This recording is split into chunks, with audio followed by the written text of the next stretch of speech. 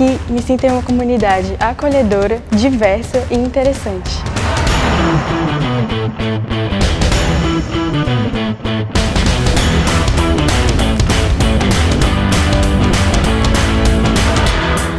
Eu gosto muito de sentar com os meus amigos, a gente conversa e compartilha as experiências que a gente teve ao redor do mundo. O que para mim faz diferença é ter professores que são totalmente acessíveis e que me ajudam a encontrar o meu caminho. O diferencial do DP não é só o que acontece dentro da sala de aula, mas as inúmeras atividades extracurriculares que enriquecem o aprendizado.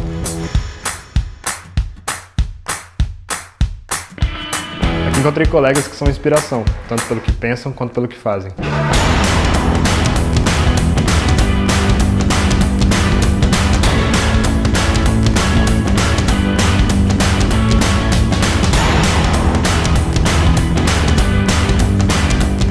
Por mais seja um ambiente acadêmico, nós realmente nos importamos com as pessoas e com as aplicações no mundo real.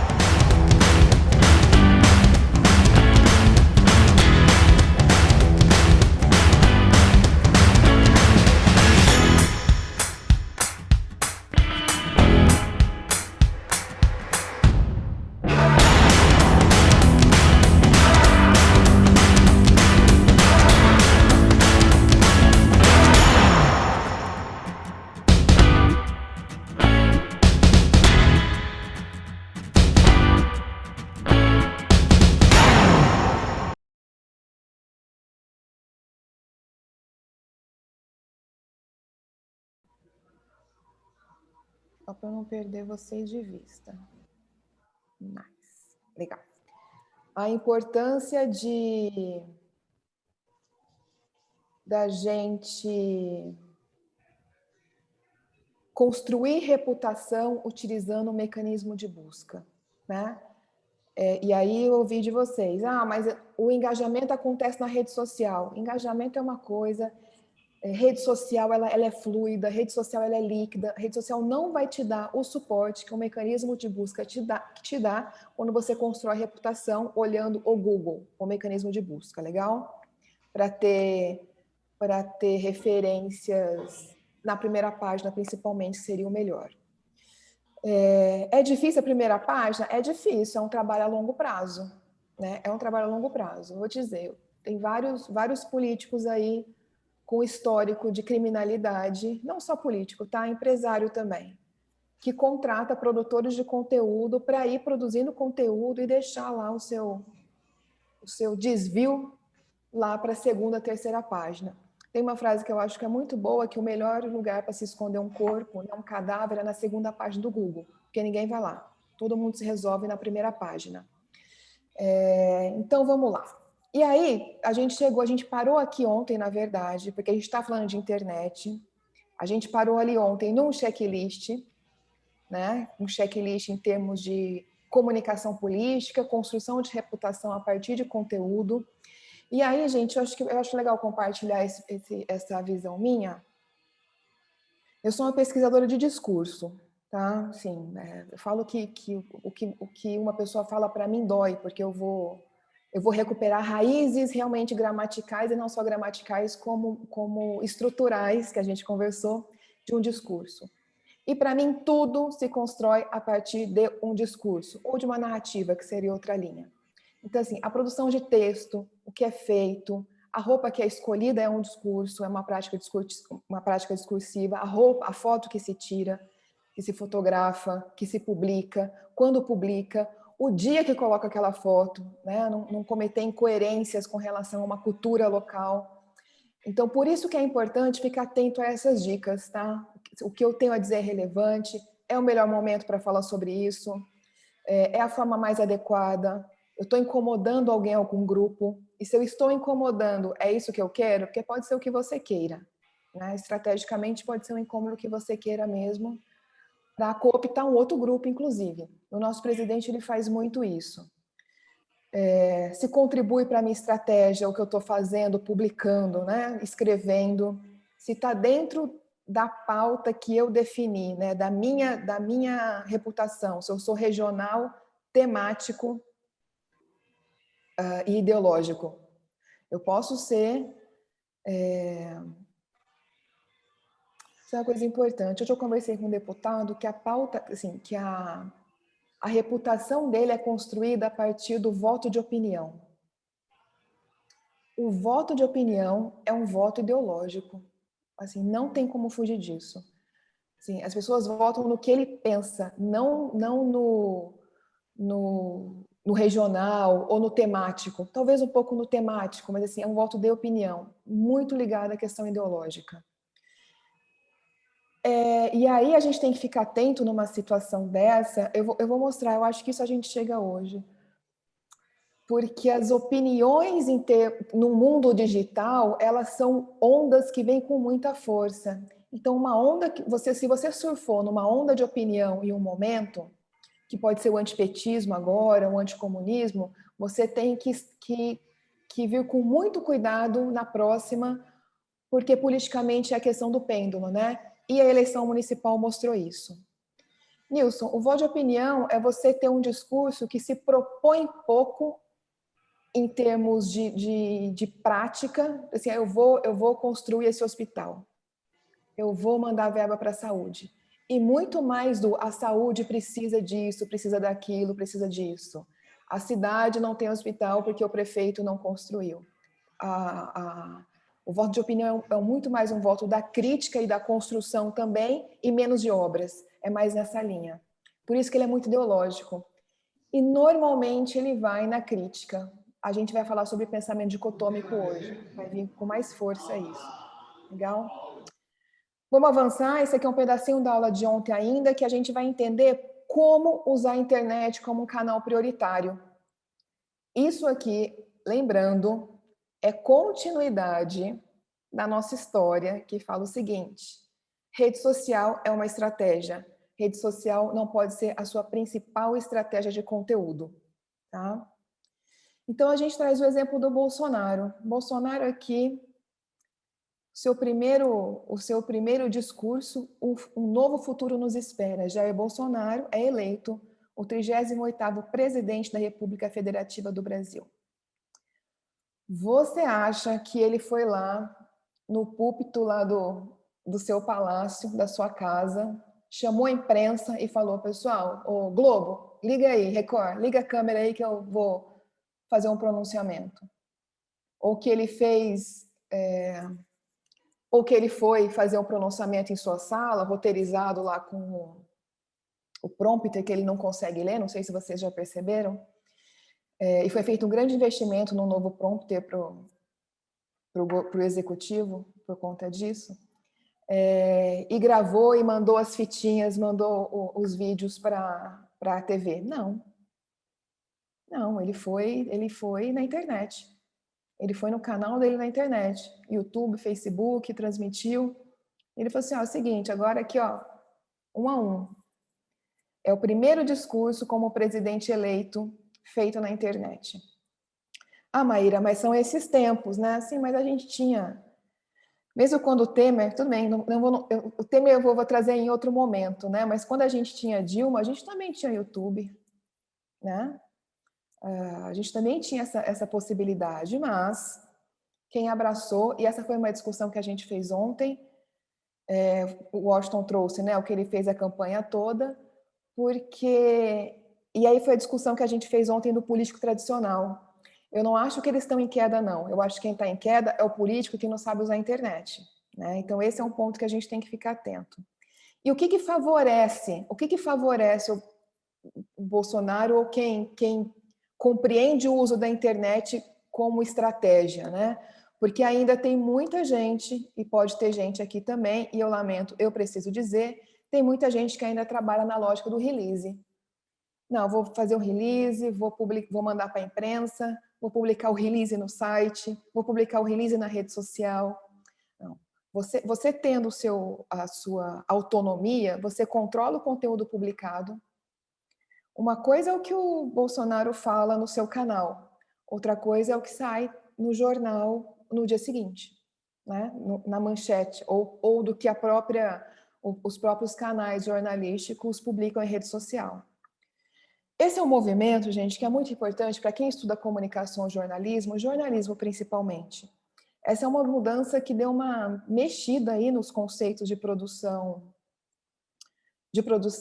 de notícia, né? Inclusive o conceito de notícia tem sido academicamente questionado e reconstruído, porque a notícia ela tinha uma estrutura, né? Assim, você trabalha com apuração, você trabalha com a pirâmide invertida, né? Você dá o geral e vai fechando, você produz uma notícia com título, lead, você precisa ter a visão contraditória numa notícia.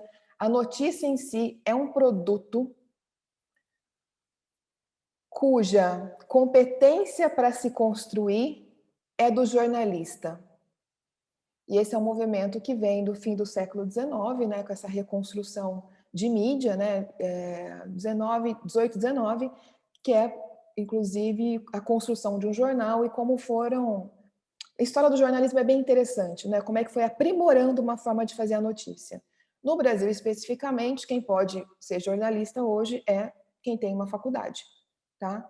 Eu não posso ser chamada de jornalista porque eu não fiz uma faculdade de jornalismo. Eu não tenho um diploma de jornalismo. Mas eu escrevo textos para vários canais, mas não assino como jornalista. E essa possibilidade, ela acontece só com a era da internet, principalmente na construção de blogs. Porque os jornais não podiam contratar sem o diploma de jornalista. As revistas, a gente fazia revista empresarial no começo do ano 2000, eu podia escrever a revista toda, mas eu precisava de um jornalista para assinar. A PEC tramitação está parada. Ela caiu, mas Isabel, eu vou recuperar, porque eu acho que já não dá mais para ter registro. Isso, Soraya, essa é uma discussão longa. Mas eu vou conferir essa, Isabel, porque para mim ela já tinha mantido a diplomagem do jornalista. De qualquer forma, Caiu, gente, já estão me chamando a atenção aqui, ótimo, então eu já posso escrever. Obrigada, Washington, Zé Roberto, e quem me trouxe também, Isabel. Então, outras pessoas podem escrever, mas a competência de se fazer a notícia ainda está na história do campo do jornalismo que o Bourdieu trouxe, né? O ser jornalista é um campo fechado que ter o diploma faz diferença no hábitos. Esse é um ponto importante, desde 2009. Obrigada, estou super atrasada. Foi em 2000 que eu fazia isso.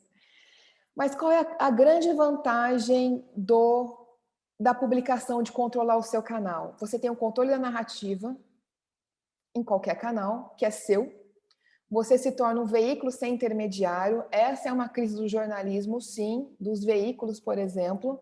Você não precisa de alguém para traduzir o que foi feito.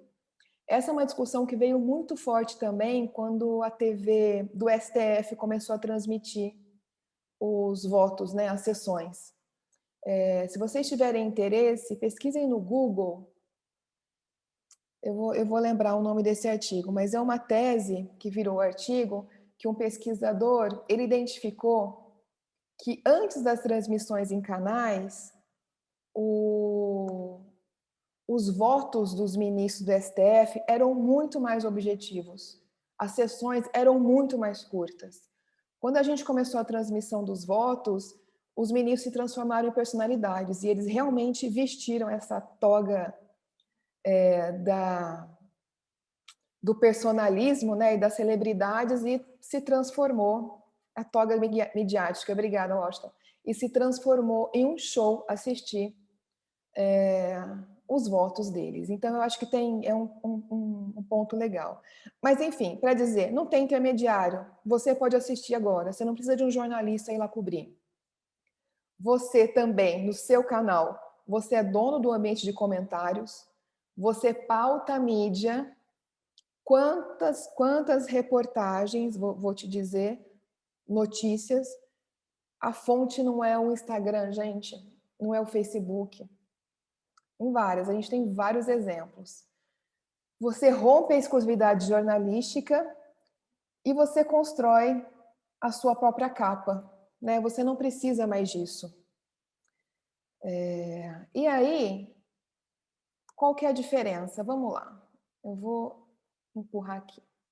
Olha só o conteúdo do Freixo. O Freixo colocou Você tem aqui deixa eu pegar minha canetinha, que eu lembrei que a gente tem esse recurso aqui. Vamos ver, isso, olha aqui. Amarelo ninguém tá vendo. Ó, vocês estão vendo o vermelhinho? Aqui, ó. A Folha de São Paulo colocou: ampliar acesso à arma não reduz conflitos com mortes, mostra os dados científicos. Muito bem.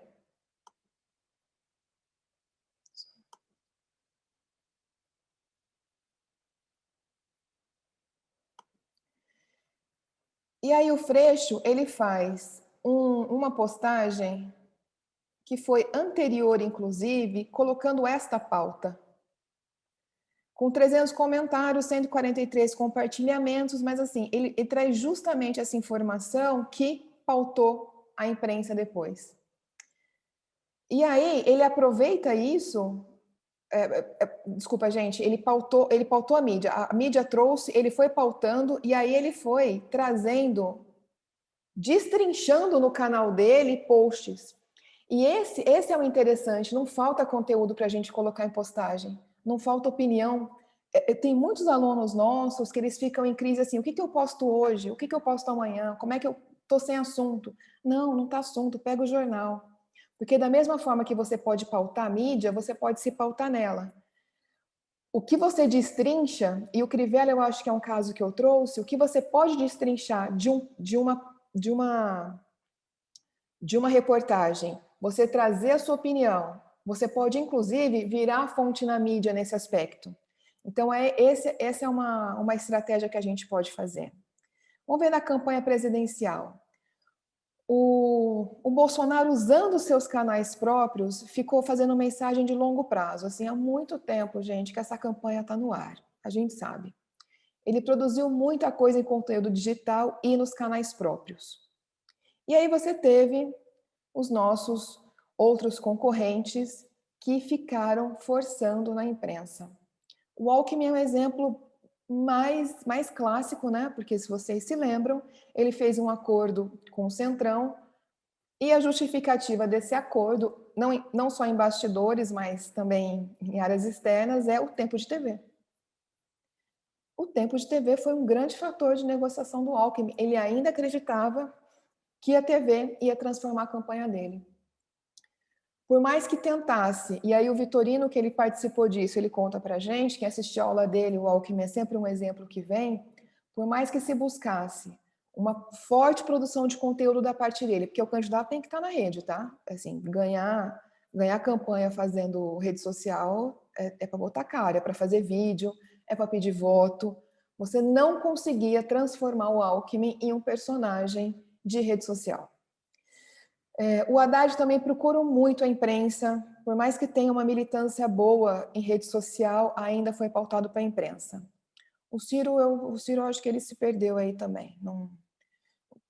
O Ciro, a lembrança que eu tenho dele em rede social era uma semana antes do primeiro turno. Então, o que é importante, quando eu digo isso, eu não estou dizendo só para presidente não, tá? Eu acho que assim, sempre quando a gente traz um exemplo presidencial, é para homogeneizar os exemplos. Mas você pode descer isso para o município ou para o estado e também encontrar esses mesmos personagens. Assim, o mundo social é uma coisa incrível. E aí a gente traz aqui 10 dicas, né, para usar o seu canal como prioritário. E esse é um ponto que é interessante pelas questões que vieram ontem, tá? Porque vocês questionaram: vale a pena ter um site? Vale a pena investir nisso e deixar rede social? Não, né? Na verdade, vale a pena você fazer os dois, mas sempre ter um site ali com o seu nome. Vamos lá. Primeiro, conteúdo de 1 para 1. E eu quero que vocês guardem isso, porque a gente vai abrir um site daqui a pouco, ou amanhã, dos partidos políticos. E aí vocês vão perceber, ou a gente vai construir isso junto, que o partido fala para o deputado. Assim, eu fiquei preocupada, assim, dos que eu entrei. Porque eu realmente tenho uma crença que a gente precisa de partidos fortes no Brasil. O que é conteúdo 1 para 1? É falar com você. É muitas vezes falar no singular, né? Acesse aqui, você que faz parte, você que se interesse. Eu pensei em você que também mora em Andradina. Então, assim, é do 1 para 1, é do indivíduo. Tá? E a segmentação te permite isso. Porque se você impulsiona para mulheres com menos de 30, você consegue falar justamente dos argumentos e das estruturas culturais que este perfil vai te ouvir. Vai te ouvir, vai te ler, ou vai ver um vídeo. Tá? Relacionamento e senso de comunidade, porque a rede social te dá essa possibilidade. O que significa isso na prática? É responder, é mediar, é responder comentário, é responder crítica. Não ser hater, né, gente? Hater que não tem diálogo bloqueia mesmo, mas as críticas podem ser respondidas, e pode ser respondida com chatbot, inclusive. Quem não trabalha com chatbot nas redes sociais, eu já falo, façam isso. Porque no chatbot, quem não sabe o que é dar uma bugada, essa não é uma temática que a gente vai trazer aqui, Fernanda Camargos é especialista em chatbot, inclusive. Se você programar no seu robô, o chatbot é o robô, né? O robô que você vai colocar lá na sua rede social, lá no seu chatzinho, no seu Messenger para responder. Você pode colocar palavras específicas, além das palavras proibidas pela rede social, palavras específicas que puxa esse usuário para uma conversa automatizada no seu chatbot. Legal? Então, assim, isso é um senso de comunidade também. Conteúdo adequado aos canais, como a gente falou lá em cima, faz aquele checklist, mas também tem outras questões, né? Tem conteúdo que não é para o Instagram. Tem texto longo que no Instagram é muito mais imagético. Tem conteúdo que não é para o TikTok, já que o TikTok veio. Tem material que não é para o Twitter. Twitter é outro público que está lá. Então, é conhecer, dentre os seus eleitores, o do seu assessorado, onde estão os seus usuários, né? Onde estão os seus eleitores. E se você quiser atingir outros, é realmente fazer um planejamento para atingir essas outras redes sociais. Conteúdo adequado também significa a foto do Facebook é uma, a foto do Instagram é outra, a imagem do TikTok é outra, no Twitter é outra, enfim, etc. No LinkedIn, tem um meme que roda muito, que são várias fotos, e aí vem uma rede social, não sei se vocês já viram, né? Já vi de várias pessoas, da Rainha Elizabeth, do Haddad, o Molon usa muito, que é a foto Facebook, Twitter, LinkedIn, Pinterest. Então, assim, cada foto é de um jeito. É interessante porque é justamente isso, gente. Esse meme, ele traz muita essa informação. Então, assim, são características diferentes que você tem. Não só características, são formatos diferentes que você tem que ficar atento. Tá? Social media sabe muito disso. E é uma competência bem específica que a gente está trabalhando aqui. Impulsionamento sem questionamento, tá? Campanha eleitoral, impulsionamento, dá uma googada aí e pergunta quantos candidatos fizeram impulsionamento nas eleições municipais. Muita gente perde dinheiro porque não sabe fazer o impulsionamento correto. Muita gente está com problema de prestação de contas, porque usou a mais, usou a menos, sobrou dinheiro no Facebook. Então, assim, está gerando dor de cabeça. Quer fazer impulsionamento? Estude impulsionamento, estude segmentação. Estude o seu público e faça o conteúdo correto para fazer impulsionamento. Por favor, para não perder dinheiro. Sempre trago, e falamos disso ontem também, Big Data. Big Data não é uma mega Cambridge Analytica. Big Data, às vezes, é aquele Excel que a gente tem com o WhatsApp de todo mundo que apoiou a gente, com o WhatsApp de todo mundo que doou dinheiro para a campanha. Lembrando que, se você tem os e-mails, você pode importar no Facebook, no Instagram e fazer segmentação a partir desses e-mails, hein, gente? Sim, importante, registro. Apertou a mão, hoje não aperta mais mão, mas falou bom dia, pega lá o WhatsApp e o e-mail. Ativar a rede, ativação de rede é fazer bons conteúdos e, vamos lá, compartilhe sua opinião, é o call to action, né? É o propósito, é o comando que a gente falou ontem. Ativa a rede, pede comentário, faz a coisa fluir. A rede social entende isso. Ela entende isso e faz com que outras pessoas possam ver você, tá? Esse é um ponto importante. Foca mecanismo de busca. Mesmo fazendo todo esse material em rede, você tem um site bem construído, com seus conteúdos lá, e o resuminho desse conteúdo você vai lá para a rede social e leva as pessoas para o seu site. Porque quanto mais clique você tem no seu site, mais relevância você tem no buscador e mais possibilidade de ir para a primeira página. É muito simples, gente. Adoro falar que é simples, né? Põe aqui, joga para cá, volta para cá, clica e vai subindo em relevância. Essa é uma estratégia fundamental de reputação digital. Alimentar os canais com regularidade. O Google, ele também gosta de frequência. Se você publica lá no seu blog, no seu site. Para mim é a mesma coisa blog e site, porque o mecanismo é o mesmo. Você muda aí, hoje virou a mesma coisa. Se você publica hoje um, amanhã outro, e daqui um mês, e daqui 60 dias, o Google não te considera um conteúdo relevante, porque você não tem frequência. Então, esse é um ponto importante no seu site, tá? Na rede social também é importante, porque as pessoas também esperam uma publicação sua. E a rede social também vai projetando, e quando é regularidade, não são 5 por dia. Em vez de colocar 5 por dia, coloca 1 por dia programado, agendado, e eles vão aparecer 1 por dia, no mesmo horário, em horário variado. Testa os horários, tá? Porque isso é muito regional. Testa se você teve mais engajamento em postagem colocada de manhã, ou no meio-dia, ou à tarde, ou muito à noite. Constrói a sua inteligência. Isso é um ponto importante, gente. Construa a sua própria inteligência com relação ao perfil dos eleitores que você tem. Ah, Maíra, mas eu atuo com 5 políticos. Como que faz? Constrói um de cada. É um de cada. São 5 personagens diferentes. Tá? Colocar foco nisso. Defina seus objetivos, né? Perguntaram ontem, Maíra, o que é melhor? Ser regional, temático ou ideológico? Pesquisa. Pesquisa aí no seu público. Pesquisa seu mapa de votos.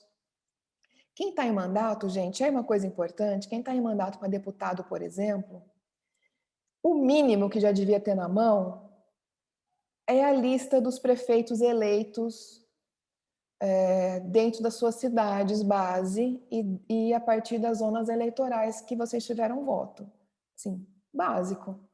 Porque daqui 2 anos tem outra eleição, muitos partidos perderam espaço, muitos ganharam espaço, então assim, tem que mapear isso.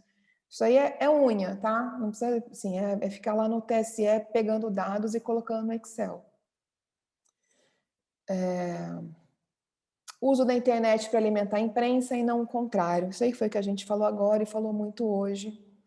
E você tem vários fatores, várias provas disso, né? Várias reportagens hoje. E aí tem um ponto importante, que eu me lembrei porque a Isabel colocou de equipe. Eu vou para o chat daqui a pouco.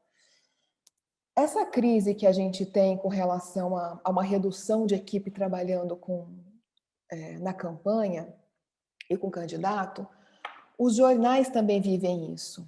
Então, assim, esse fenômeno de estar buscando rede social como fonte não é um fenômeno da qualidade da rede social ou da qualidade da fonte, não. Ela é reflexo também de uma redução intensa de profissionais de jornalismo na redação. Então, às vezes não tem nem dinheiro para viajar ou para fazer ligações telefônicas, né? Não, você tem restrições, cotas de telefone? Tem, gente, sim, lamento, tem. Você coloca pesquisa nas redes sociais. E aí você produz, a cada postagem você tem aí uma nota da imprensa. E sabe por que produz tanta nota? Porque a imprensa também está de olho em indexação do Google. Então, quanto mais conteúdo vai publicando, em termos de relevância, o Google também vai trazendo. tá? Então, assim, estratégias. Vamos, antes de entrar aqui na cultura, vou dar uma olhadinha aqui, vocês mandem perguntas. Eu dei uma corridinha, gente, para a gente não muito bem. A gente estava discutindo aqui o do jornalismo e eu agradeço muito que eu quero meu diploma agora.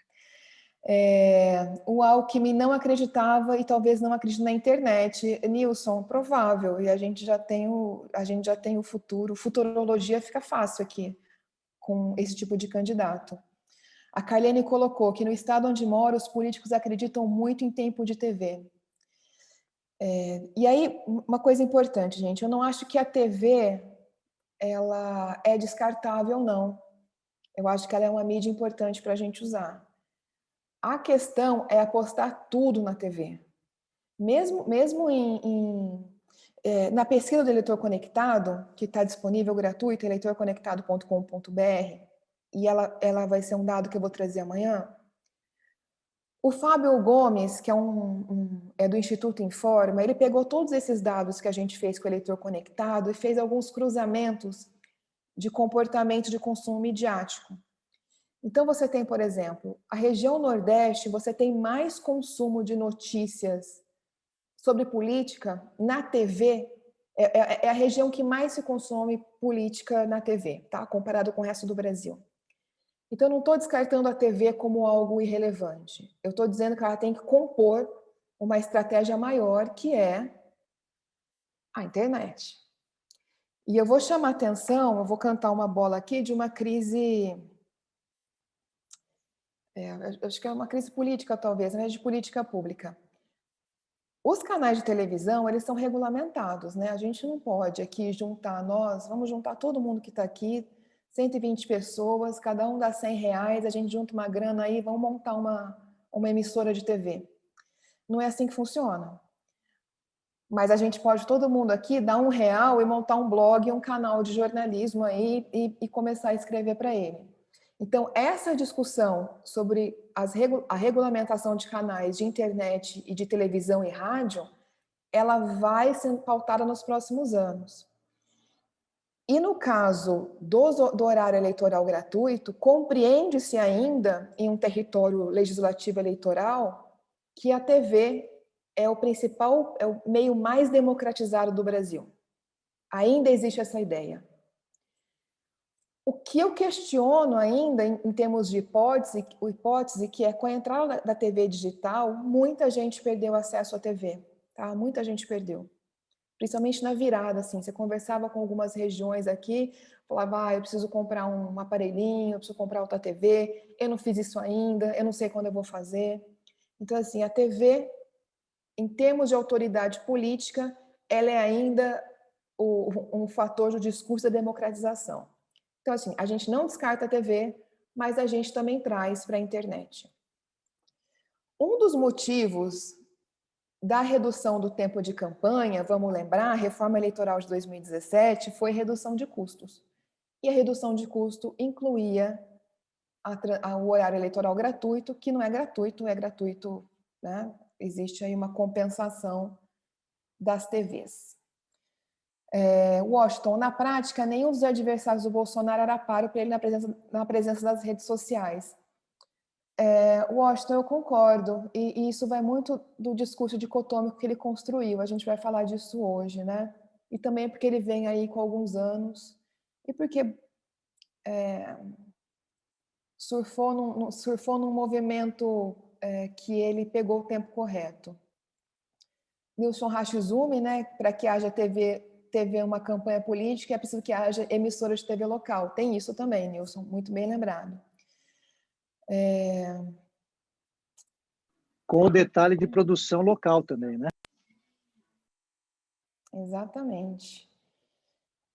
Por aqui a Nádia trouxe, né? Por aqui os candidatos ainda acreditam que a união de grupos para aumentar o número de militantes na rua, mas nenhuma união nessa campanha 2020 deu certo. Nádia, e essa questão do fim das coligações, isso aí vai mexer muito com o cenário.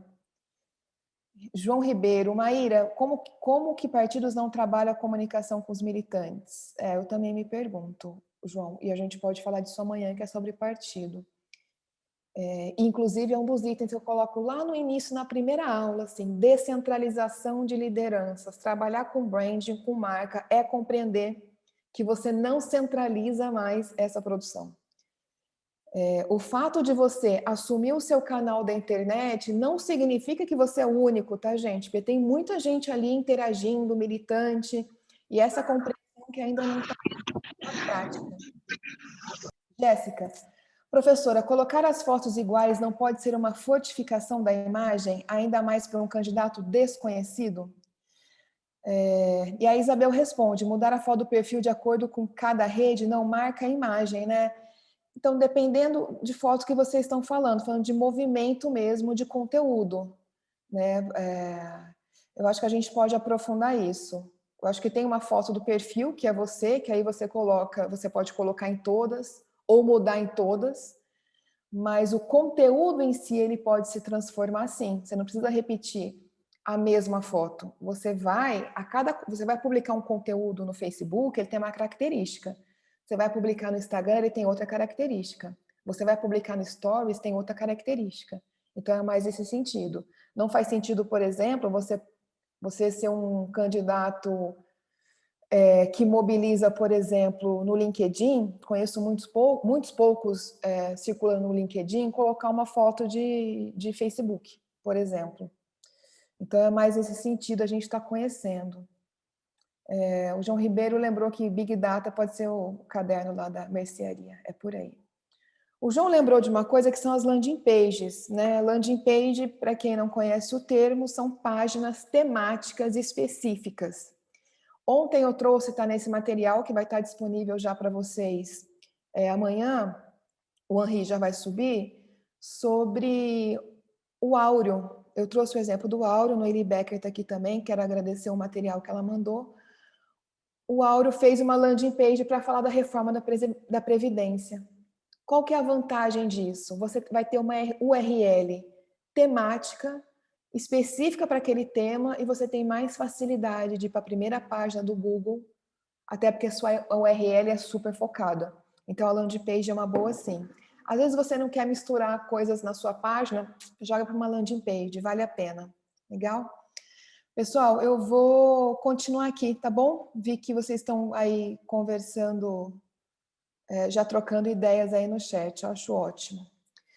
Vamos falar da cultura do cancelamento? O que tem a ver com a nossa temática, né? Não era um conteúdo que estava de início, mas o Leandro pediu e eu achei que fez sentido e me trouxe alguns insights.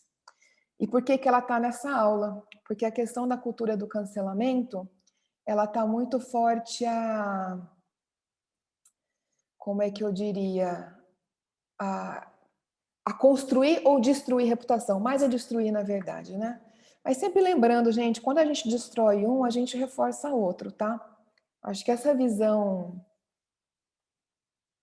é importante. Vou te falar de uma coisa interessante que eu vi no jornal hoje. Foi só de orelha, porque eu estava fazendo outra coisa. O Bolsonaro começou a ser pressionado nos últimos dias com o movimento dos caminhoneiros, né? Em vários jornais e redes sociais apareceu um presidente, um dos líderes da greve dos caminhoneiros, né? Que vocês lembram, uma coisa que aconteceu aí pré-eleitoral. E ele diz assim, esse líder, esse é o pior governo que a gente teve, né? Eu derrubei outro, mas esse é o pior governo que a gente teve. Guarda aí, Bolsonaro, greve dos caminhoneiros. Esse é o pior governo.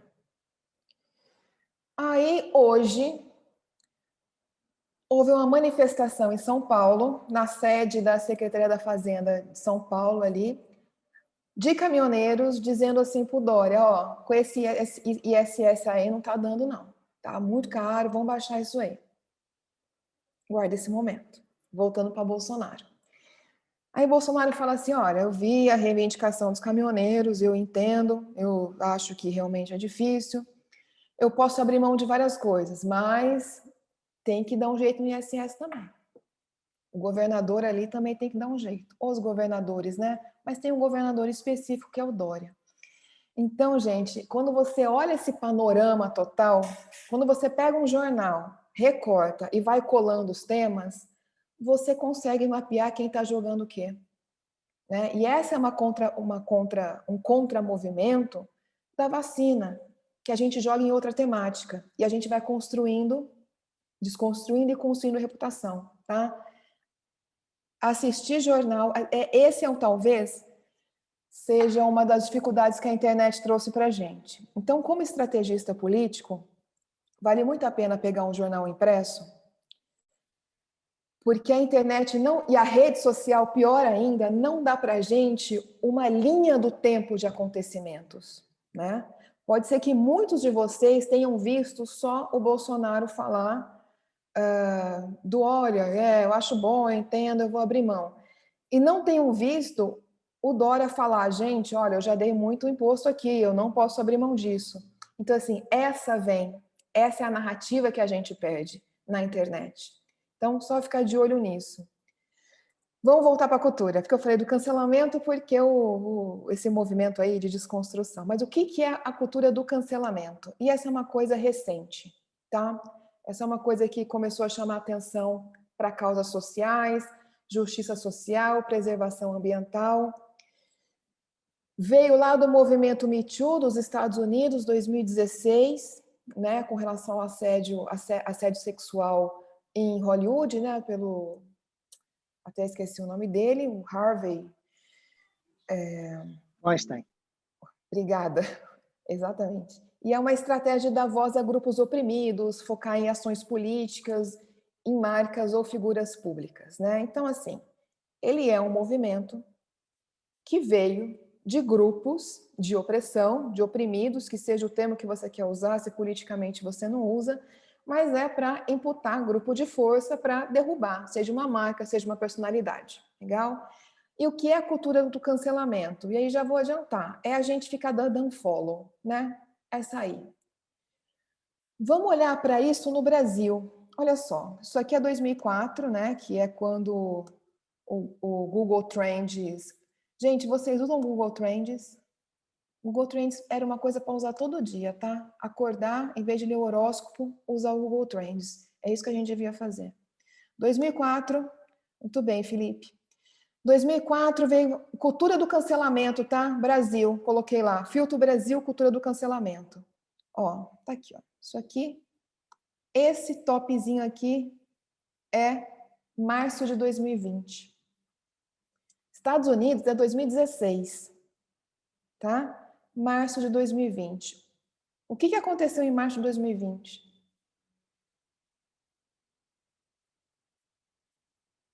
Brasil, março de 2020. Eu sei que todo mundo quer esquecer. Eu entendo. Obrigada, Ale. Exatamente. A gente começou a encarar uma pandemia no Brasil. Interessante, e vamos guardar esse dado, a gente tem um aumento de cultura de cancelamento, da busca do termo cultura de cancelamento no Brasil, junto com o início da pandemia. E essa é uma informação muito estratégica para a gente, tá? Mas guarda aqui que eu vou voltar nela, muito bem. Aí foi crescendo, teve um impacto aqui, isso aqui deve ser já julho, agosto, setembro, fim de 2020, e esse aqui é onde nós estamos agora, hoje. Caindo. Daqui a pouco sobe. Muito bem. Entender, cultura do cancelamento, Brasil, quero chamar a atenção. Estados Unidos, 2016, Brasil, 2020, pandemia. E eu quero fazer um parênteses aqui. 2 conceitos que a gente vai diferenciar. E por que eu trouxe isso? Primeiro, a trollagem. Trollagem, gente, a gente faz, assim, na cultura da internet, normalmente vem uma carinha, toda um personagem específico de trollagem, é pegadinha, fazer insulto, disputar a opinião de usuários da rede, não necessariamente flodar uma rede, né? Mas fazer pegadinha ou ficar debochando e jogar por ridículo uma pessoa. Essa é uma trollagem. Mas a gente continua na rede, né? A gente está lá justamente para zoar a pessoa, para humilhar, para ofender, ou para fazer uma brincadeira, mas enfim, lembrando, todo Toda piada tem uma vítima, tá? Muito difícil hoje o humor não se basear em vítima. E tem o cancelamento, que aí ataca a reputação, porque você vem com tanta força e tem estratégias de realmente desconstruir uma imagem, tá? Como eu coloquei aqui, é muito frequente nos Estados Unidos e chegou no Brasil e afeta a personalidade e também anônimos. Exemplos, eu não trouxe aqui, mas a gente vai lembrar.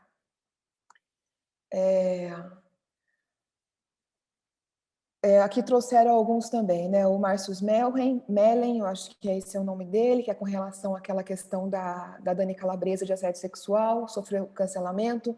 Eu vou pegar uma pessoa anônima, que deixa de ser anônima, né? Numa cultura de cancelamento.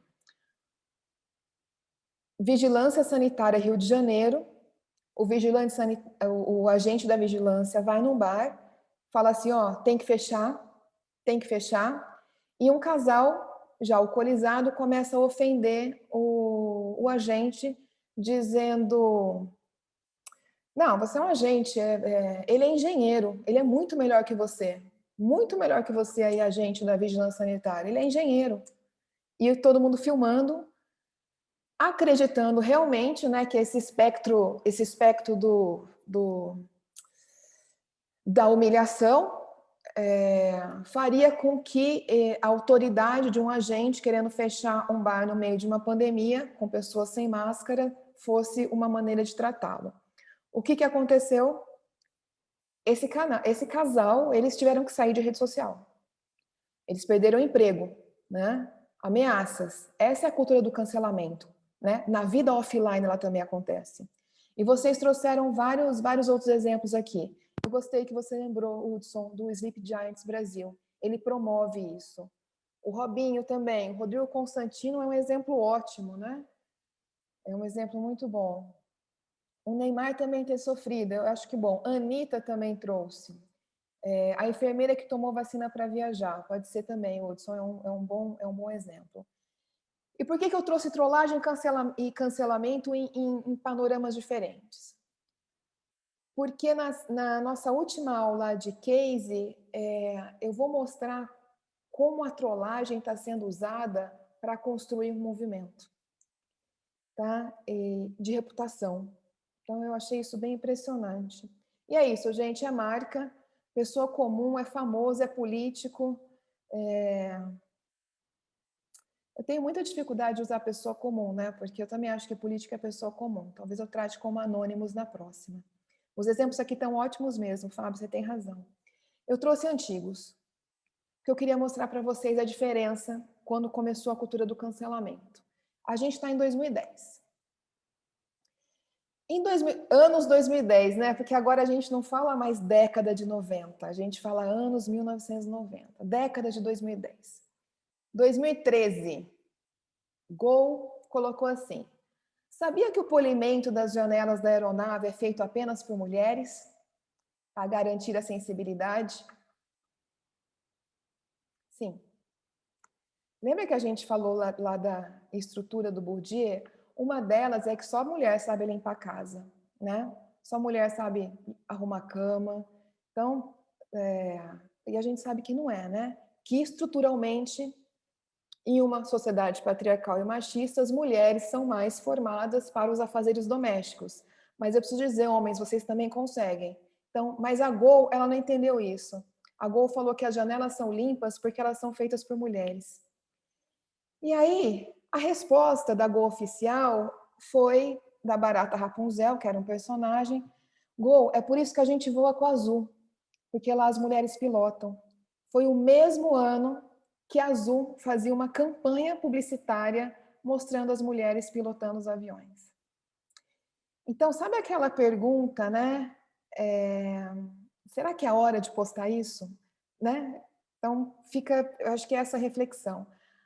Houve um movimento de cancelamento da Gol? Não. A gente nem sabia o que era cancelamento. Vamos para outra. Camisetas Luciano Huck, não sei se vocês acompanharam essa, 2017 esse caso, né? Luciano Huck tem uma marca, Huck, e as camisetas infantis, uma era com uma criança, com uma menina no site, dizendo assim: Vem em mim que eu tô facinho. Camiseta infantil. Camiseta infantil vem em mim, do Luciano Huck. Nada, né? Nada, assim, totalmente irresponsável e totalmente, enfim, sem contexto no momento em que a gente tinha duas lutas, né? Alguns anos, que é a luta antipedofilia e a luta feminista. Então, foi cancelado? Não, não foi cancelado, foi notificado pelo PROCON. Legal? E aí eu queria trazer um exemplo de um político. E aí eu acho que eu testei o vídeo antes hoje, tá? Então eu acho que vai dar certo. Vamos falar desse movimento aqui. Eu tô aqui, isso. Muito bem, pessoal. Quero o YouTube.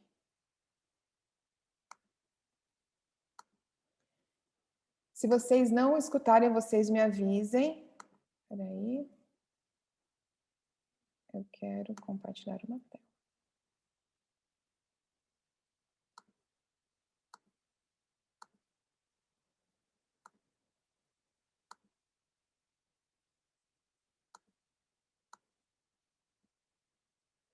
Folha de Pernambuco, vocês sabem, né, gente? História em Pernambuco são sempre boas.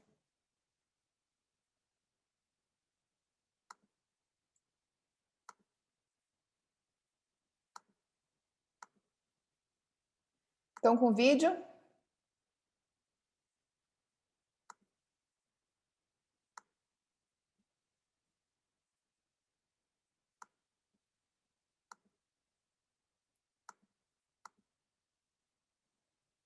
O vídeo está na tela, tá bom. Vou dar play e vocês me falam do áudio. Declaro aberta a 41ª reunião. Áudio ok. Convido o vereador Marco de Bria para que faça a leitura da reunião ordinária, primeira sessão legislativa, consta do ofício 1017, memorando executivo. Para Moraes, Marília Reis, seja votado discutida a matéria, vereador Marília Reis, formou,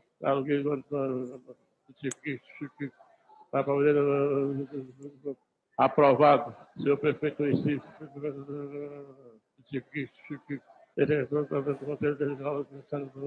as comunidades informadas do vereador aplauso. Sala da reunião. Você jura que isso não é problema no áudio, né? Aprovado. Aprovado.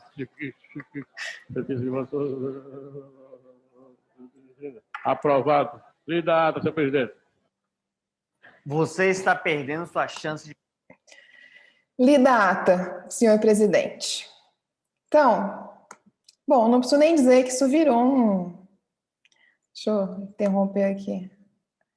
Não preciso dizer que isso virou um motivo para a gente, só vendo aqui o chat de vocês, já imagino nas redes sociais.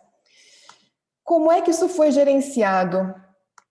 Deixa eu abrir aqui de novo a nossa... Isso não era problema no áudio, tá, Soraya? Essa era desktop. Compartilhar a tela.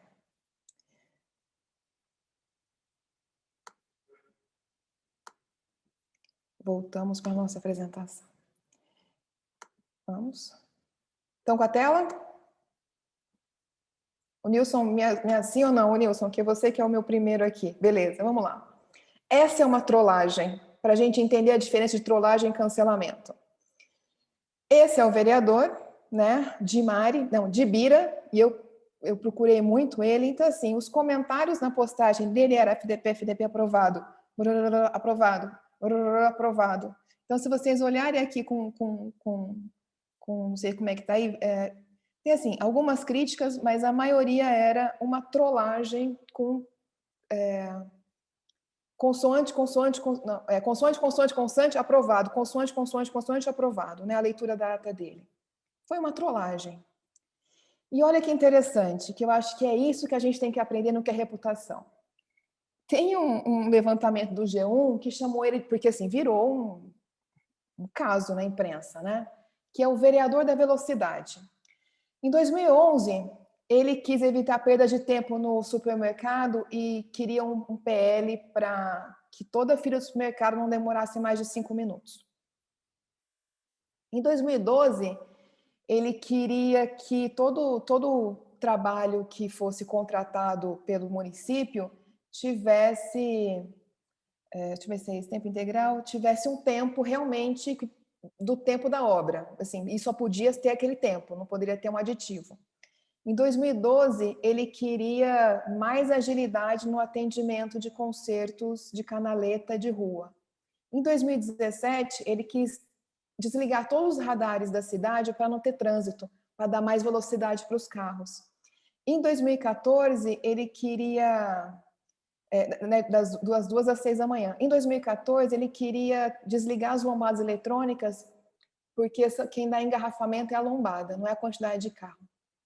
Então, assim, ele tinha, assim, a gente tinha aí, trabalhando com esse candidato, a gente tinha essa trollagem de uma leitura de ata, que ninguém gosta de ler ata, vamos ser sinceros. A gente tinha toda uma história dele, e assim, é possível, gente, de todo esse erro que a gente pode considerar, construir uma reputação em cima disso. Ele podia ter uma reputação. Ele não foi reeleito, tá? Eu busquei. Ele não foi eleito nessa eleição. Mas, assim, é um personagem. As pessoas adoram votar em personagem, né? É o Tiririca, é o João do Biscoito, que é um clássico nos nossos cursos também. O João do Biscoito que tem a música da Frozen.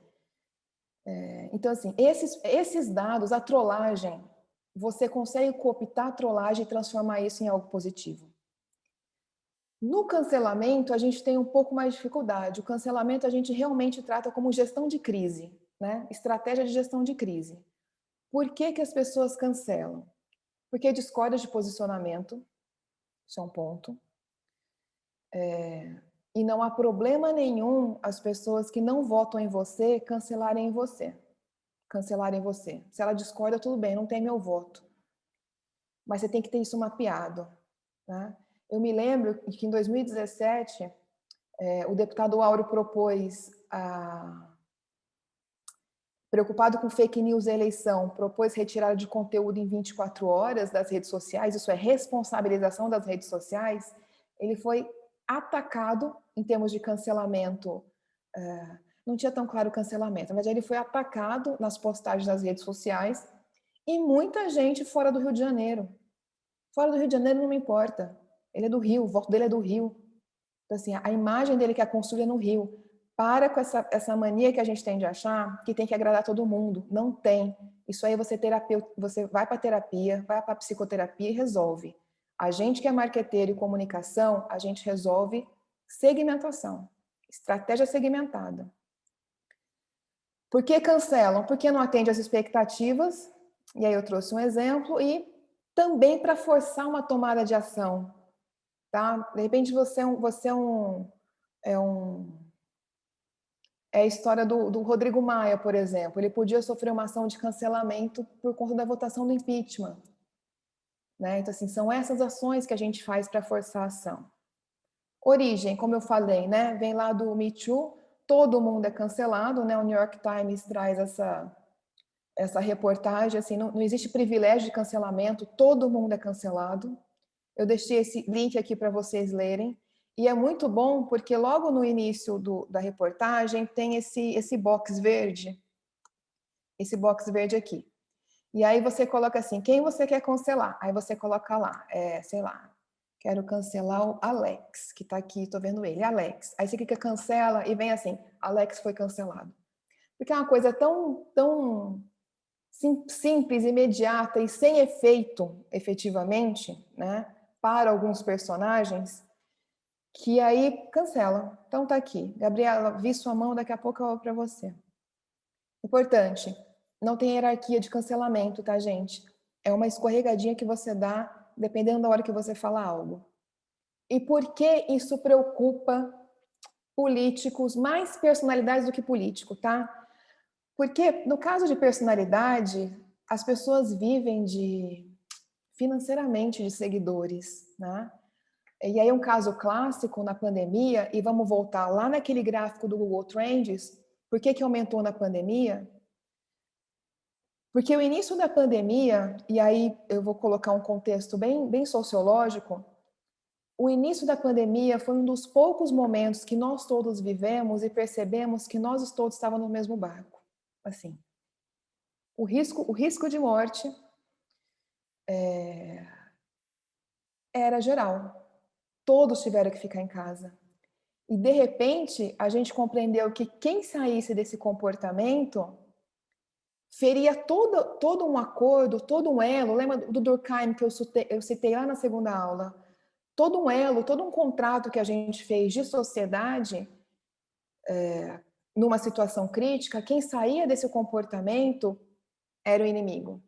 E aí começou a surgir vários cancelamentos. Um dos mais clássicos que a gente cita é o da Gabriela Pugliese, que vende saúde, né? Um dos produtos que ela tem é saúde, malhação, shake, o creme, o botox, enfim, tudo que você tiver aí, saúde em termos, né, gente? Tem até um outro termo que saúde é... E aí ela fez uma festa, embriagada, fez vários vídeos em rede social. Não, peraí, gente. Assim, eu constrói uma marca no conceito do wellness, que é muito mais usado, né? Estamos em plena pandemia e um do fator de saúde é nós ficarmos em isolamento. E você que vem aí, vamos lá, cadê aqui, ó?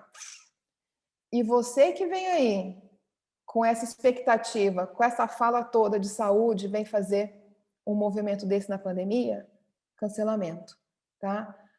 A pandemia trouxe muitos cancelamentos, principalmente por esse fato social da gente estar isolado. É o tribunal da internet. Gabriela, você quer falar? Eu vou dar continuidade aqui, mas você levantou a mão. Deixa eu ver aqui.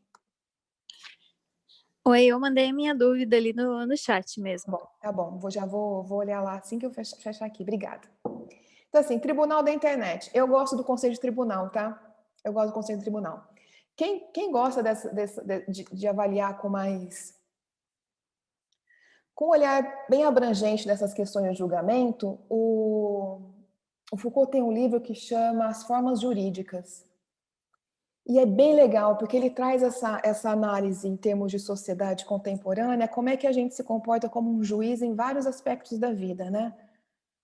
E como que a gente também utiliza vários recursos de um tribunal, por exemplo, a confissão, né? A gente vai na igreja se confessar, a gente se confessa para um amigo. Tudo isso é um tribunal que a gente tem algumas atitudes aí de julgamento. Vale a pena, eu gosto muito. Mas e aí, o que o tribunal da internet faz com a gente? Eu acho que essa é uma pergunta boa. Até para vocês aí depois interagirem. Foi cancelada, é o fim da reputação?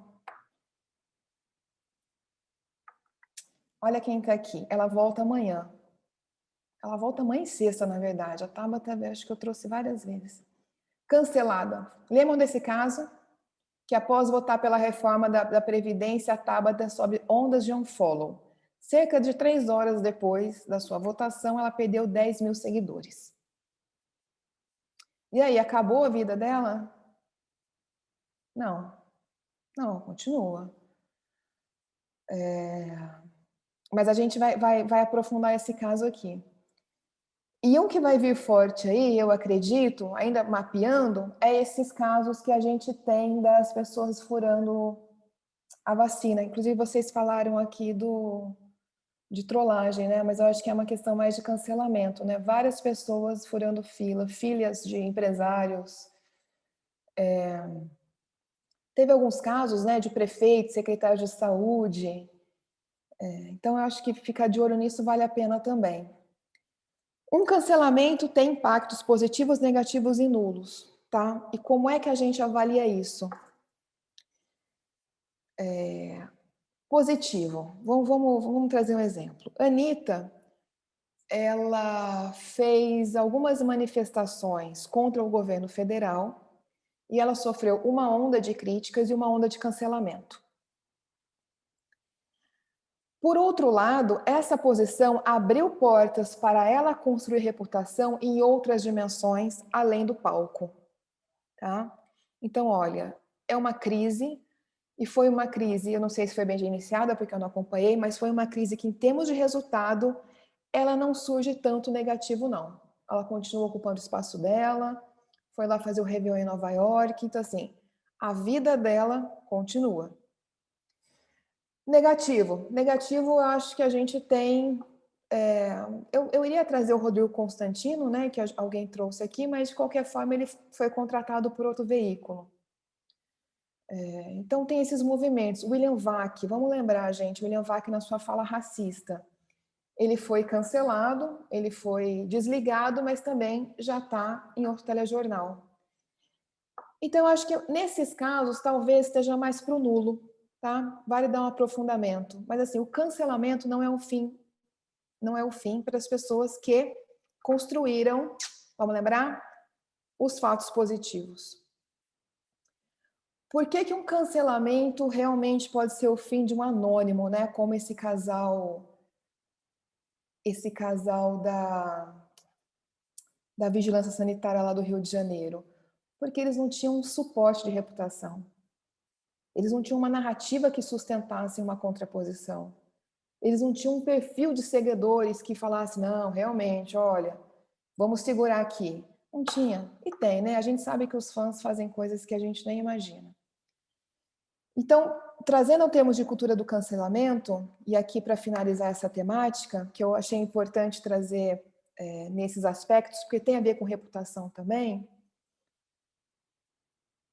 ações de cancelamento coloca ali em gestão de crise.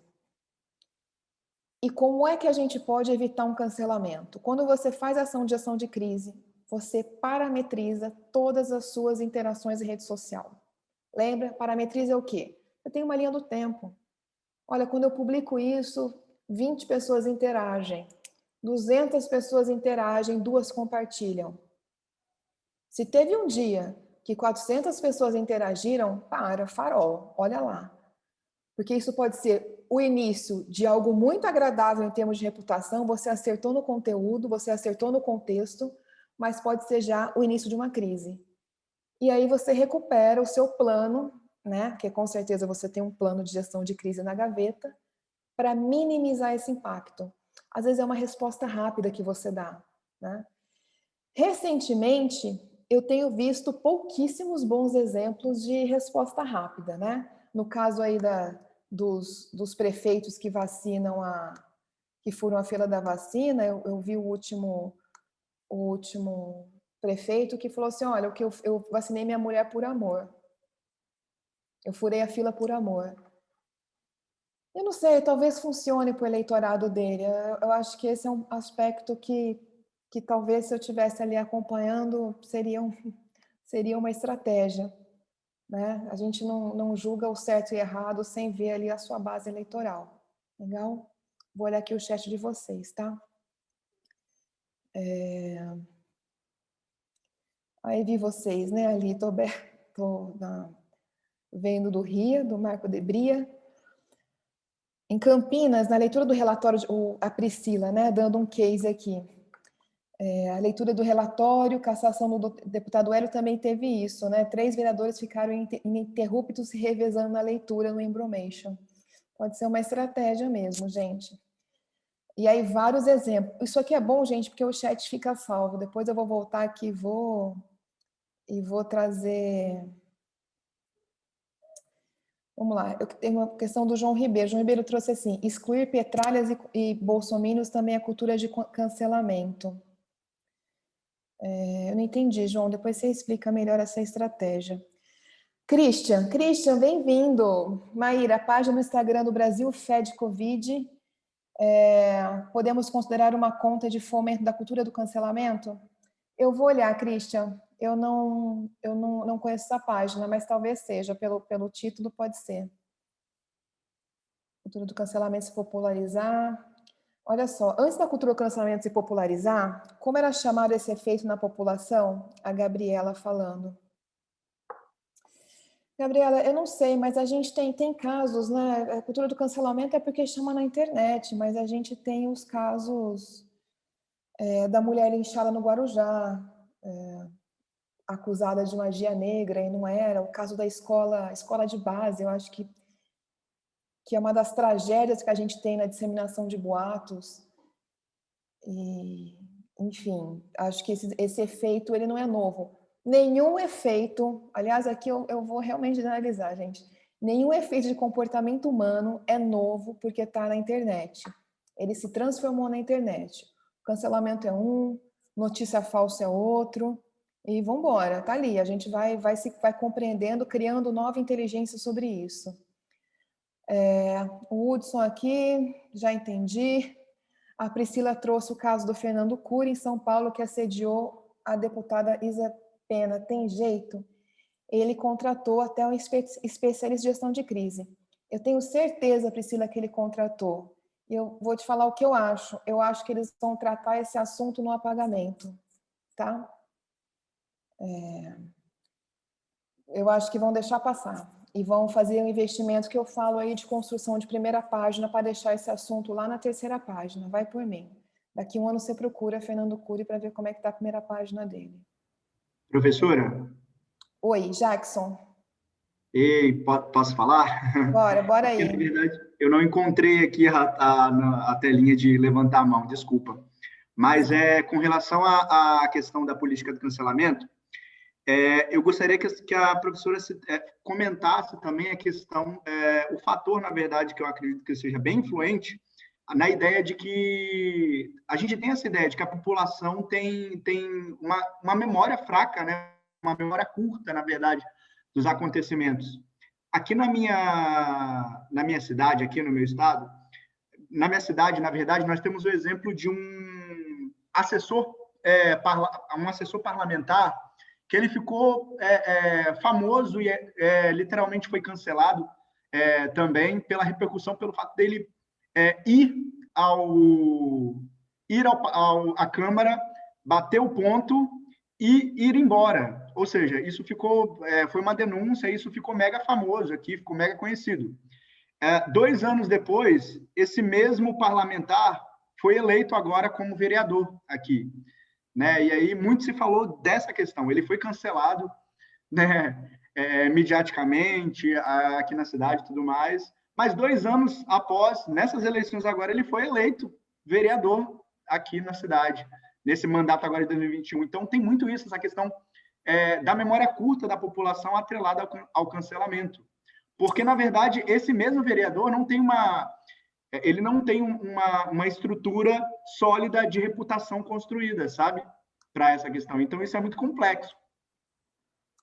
Jackson, eu vou começar da sua última fala, tá? Em termos de falar que ele não tem uma estrutura sólida de reputação. Lembra, a primeira aula, quem define reputação não é a sua equipe, não é você, é também a percepção das pessoas. Então, olhando essa tela aí que a gente tá, pode ser, hipoteticamente, tá, que os fatos positivos dele sejam mais que os negativos. Pode ser num segundo caso, ele era o menos pior. Pode ser um outro caso, ele falta mais faz. Né? Então, assim, você tem várias explicações aí de contexto político que está no Brasileiro Sim, que vai justificando votos. E aí a questão da memória curta, né? Que o brasileiro tem memória curta. Eu acho que não é um brasileiro que tem memória curta. Eu acho que essa é uma situação de contexto de política mesmo. E em outros países você também encontra isso. E é importante, sabendo disso, sabendo que temos memória curta, sabendo que a internet está aí para registrar fatos, isso pode ser um ponto abordado pelo concorrente. Por quê? Caberia a um concorrente, por exemplo, conquistar esses votos utilizando justamente esse fato, lembrando durante a campanha o que aconteceu. Então, assim, são ações que a gente vai fazendo de estratégia mesmo, que muitos candidatos têm ali a pastinha, né, que fala o dossiê, e vai ver assim, ó, o que a gente vai usar essa semana? Não, isso aqui guarda para o final. A eleição para vereador tem muita coisa envolvida e o julgamento, assim, ele não tinha reputação para, ele foi eleito, então alguma coisa tem ali. Tá? Pode ser falta de opção, pode ser uma boa frequência no boteco, pode ser o voto da igreja. Então, tem várias coisas que minimizam esse fator. Porque também tem aquela ideia, não faz nada mesmo, não precisa trabalhar. Então, assim, tem esses contextos culturais que a gente tem que olhar, Jackson, para tomar a decisão estratégica mesmo, tá? Certo, certo. Aí, a Nádia lembrou, né, que no legislativo o percentual de voto é pequeno, e tem que ver o contexto geral, mas eu acho que esse é um olhar importante. Vamos lá, pessoal, podemos começar a aula de hoje? Que eu vou começar um pouquinho, que é do branding, né? Na verdade, é uma continuidade. Isso aqui vai ser... Deixa só isso aqui, e eu trago o próximo. Eu vou colocar uma coisa emendada na outra. Janela.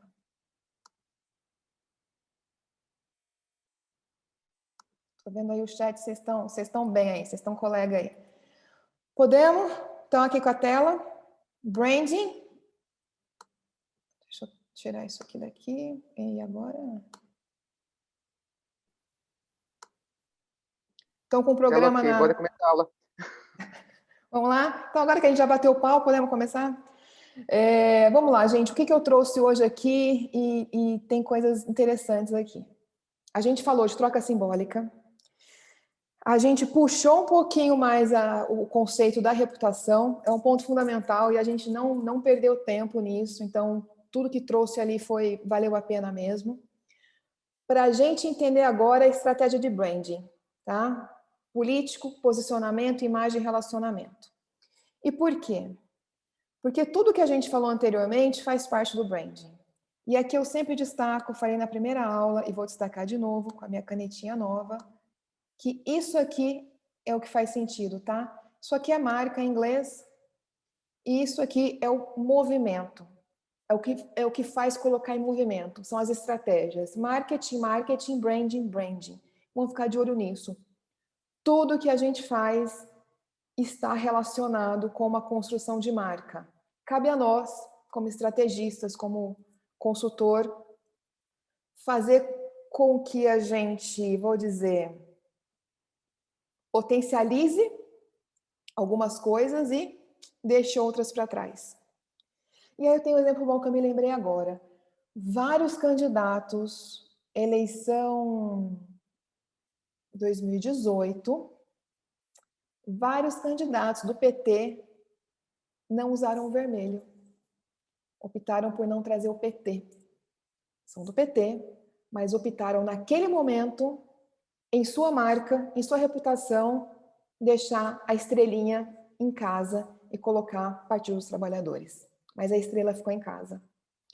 Então, essas são estratégias. Então, da mesma forma que as empresas têm dificuldade de colocar, dificuldade não, desafios, né? Para marcar o seu produto no mercado diante de uma concorrência, né? Exemplo básico, vou trazer refrigerante porque a gente vai trabalhar com ele aqui hoje.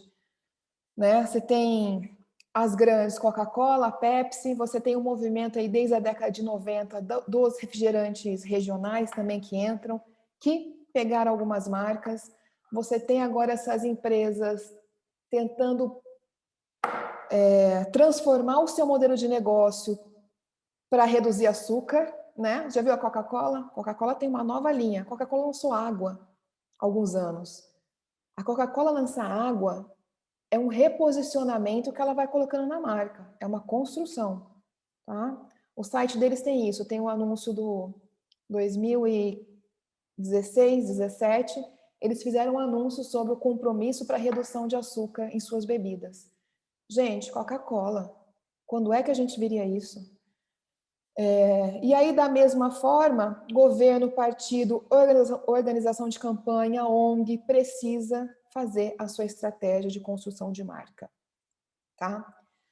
Vou fazer um pedacinho muito rápido que eu vou voltar nessa discussão amanhã, que partido político são marcas corporativas. E é isso que eu gostaria que essa visão ficasse muito clara, principalmente para os presidentes de partido, os nacionais principalmente. Eles oferecem uma plataforma de previsibilidade. E aí não oferecem, eu coloquei aqui bem pequenininho, que vocês vão ver depois, entre parênteses, deveriam oferecer, porque muitos não oferecem.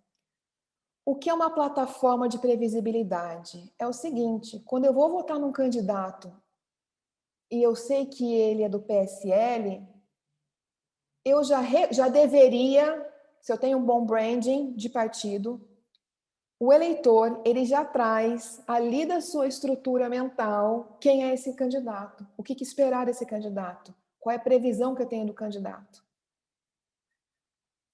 Quando eu vou no McDonald's, eu não sei o que lanche eu vou pedir, mas eu sei que todo lanche é igual. Eu sei que eu vou pedir aquele e vai vir o mesmo. Eu sei que eu vou pedir aquele e vai ser o mesmo. E vai ter a Coca-Cola e eu sei qual é a batata.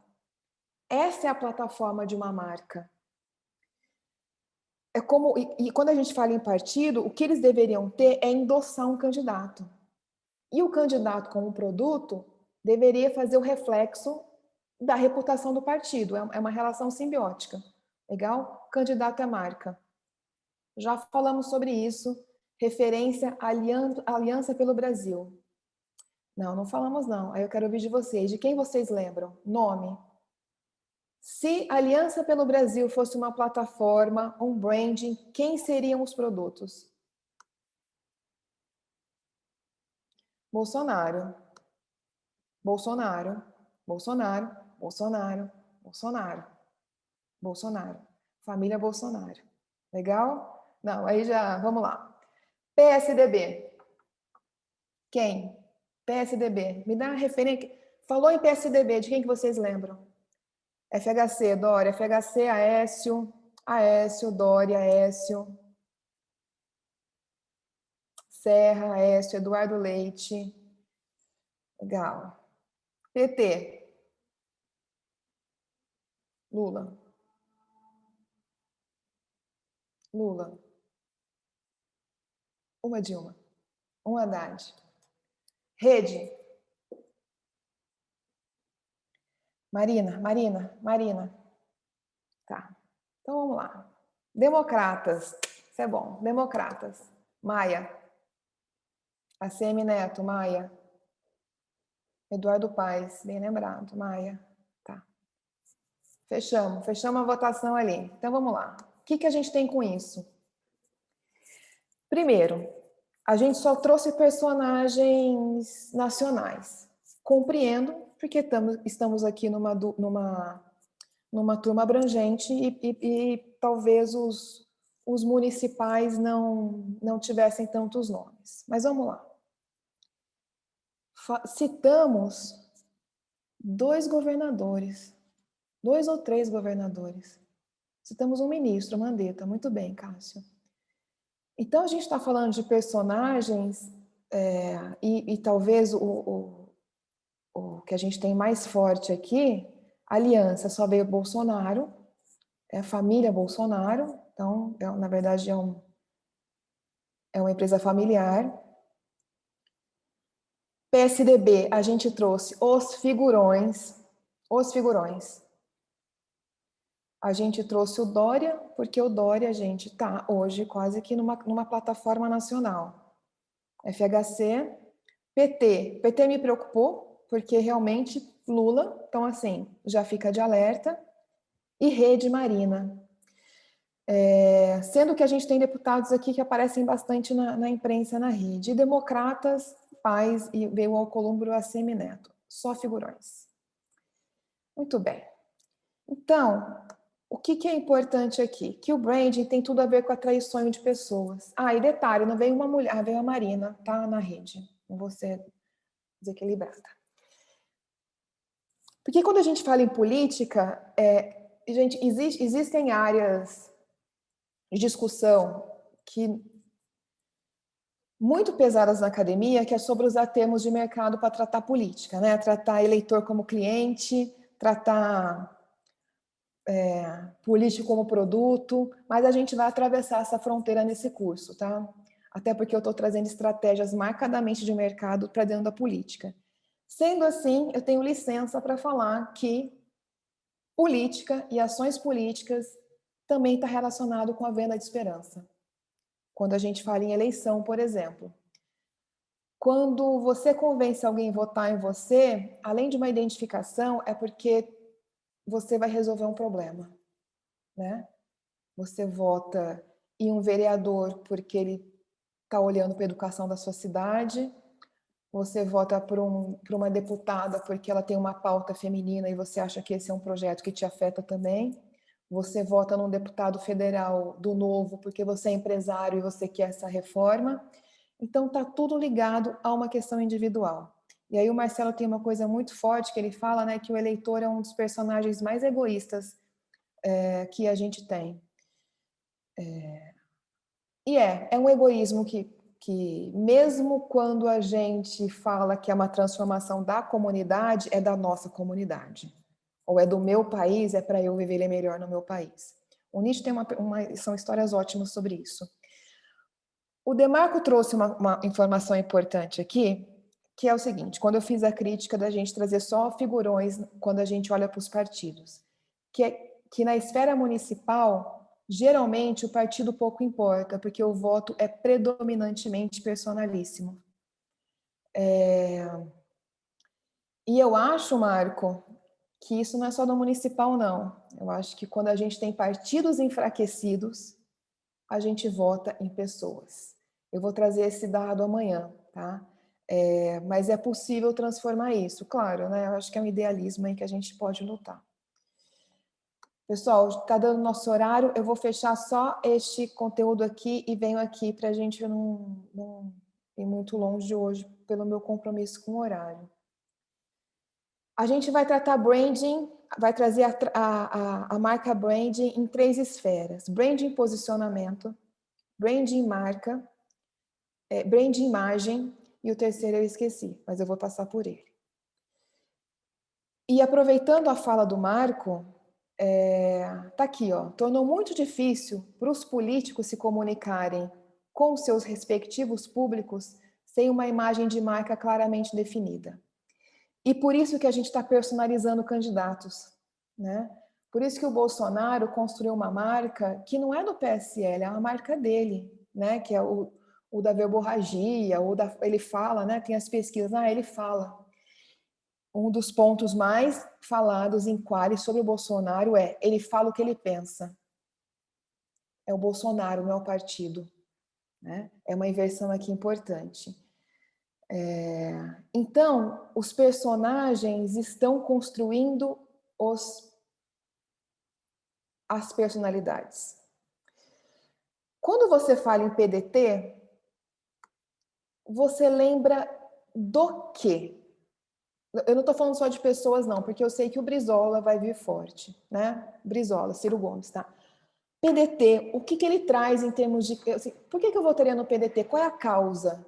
Trabalho, porque tem o Getúlio Vargas. Trabalhismo, educação, PDT. Esse tema de educação é muito voltado ao... Esqueci o deputado aqui, vou lembrar dele, Darcy Ribeiro, grande. Vamos lá, então vamos olhar PDT. Tabata vai voltar também na próxima. Cristóvão Buarque, obrigada, Alex. Então, vocês falaram trabalhismo, né? O CIEPS, da Soraya, bem lembrado. E a gente tem a Tabata, que é uma deputada do PDT. E ela contrariou o partido e apoiou a reforma da Previdência. O que eu estou mostrando para vocês aqui e aí eu acho que alguém fez um comentário de muita qualidade anteriormente aqui,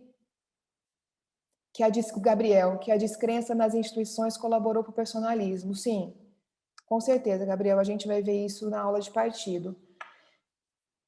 E não só a descrença, né? Assim, os personagens da política hoje, o personalismo. As pessoas votaram na Tabata, mas também votaram numa plataforma do PDT. E é por isso que ela perdeu seguidores ali quando ela formou na Previdência. Ela foi a favor da reforma.